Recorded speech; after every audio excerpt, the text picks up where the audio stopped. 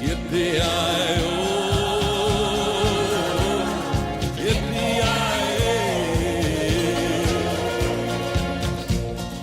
Ghost riders in the sky. Welcome to the C List. I'm Josh. I'm Aaron.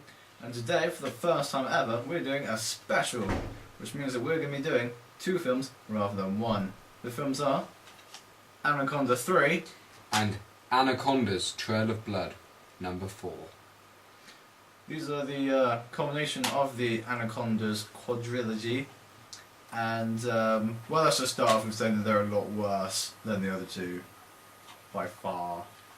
It's also probably worth noting why we're doing both of them. They're essentially the same film, just split into 2. They're filmed back to back by the same director, the same crew, with most of the same actors, minus the Hoff. Which is actually a shame, because one of the best parts of Anaconda 3 was pretty much the Hoff. It means that in Anaconda 4 you got pretty much no enjoyment. Yeah, I did actually enjoy it more than 3. Yeah, 4 is a better film than number 3. One of the main things for me was in number 3, the snake looks terrible. It looks absolutely hideous. It has these bloody bright yellow eyes, and you remember it's like big black yellow eyes. It just looks terrible, and the snake is the most important part. Yeah, the snake in the Anaconda 4 is far less of a big-eyed freak. It's also changed in colour a bit. It's more greeny opposed to black. And it's a better film than 3, but not as good as 1 or 2. Yeah, in terms of number 4, I actually found the majority of the characters almost more likeable. I mean, John Rhys Davies I quite liked. He's quite good in both of them.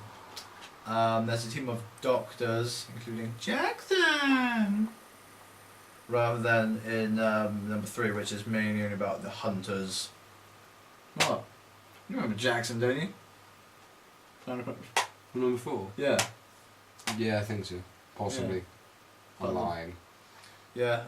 They also both feature some of the worst car scenes of all time. 4 is better than 3 because they don't do it as much. Yeah, that's true. The Hoff has to be mentioned. I liked the Hoff in it. I thought it was pretty good. All he does is fire guns and say mildly witty one-liners. He doesn't appear in much of it. Nah, he does the whole Dean, Kane and Boa sort of thing, and DMX and Lockjaw, where he just appears at the beginning and at the end, and in the middle it has just...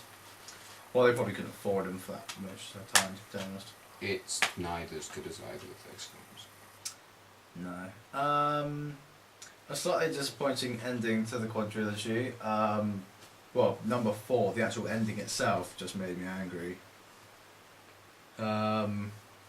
As per usual, they have the rubbish taglines of slightly witty, a new scale of terror, and Fear regenerates, which isn't actually that bad. no, Because it's sort of, plot based really. yeah, about regeneration and fear. And when combinated together, you get fear regenerates. And on the back, you got deadlier than ever. Now that it can regenerate. Again, they like talking about regeneration. Much like all of the other Snake films, the plots can be summed up in a couple of paragraphs easily. About mad billionaire who wants to cure himself from a bone disease, thinking that the blood orchids from the second film can save his life, so he sends someone to go get him said blood orchids and kill large snake. But then they use the blood orchids and they basically inject it into snakes, and then they make another giant snake, hoping to make the cure from its venom or something.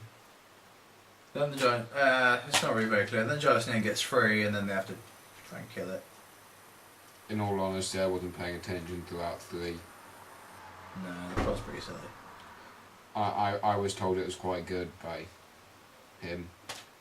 Admittedly, I watched Anaconda 3 before I'd actually watched Anacondas 1, 2, before I'd watched things like Boa, Python, so my judgment was a little bit skewed by the fact that I hadn't actually seen that many films.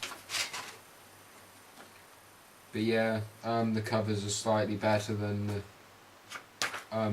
Python and Boa films, not as good as the other Anaconda films. They have people on opposed to giant snakes. One thing which I do like though is that in number 4 it sort of goes back to the Anaconda 1 sort of box cover by just having the giant eyes of the snake.